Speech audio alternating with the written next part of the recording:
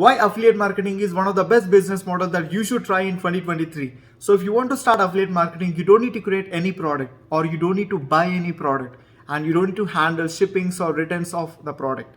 And the cool thing is you don't need any office or a team to handle or to start this business. Simply you can take the advantage of a third person product, service, or a coaching program or a software, and you can promote all these things online and you can start making money.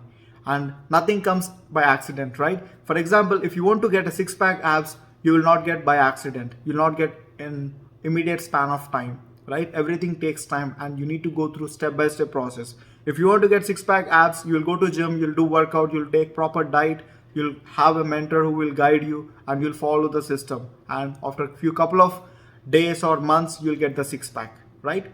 It's same in that way. If you want to become successful in your affiliate marketing, you need to just go through the step-by-step process. You need to have a proper framework, like at what time, what you need to do to make money.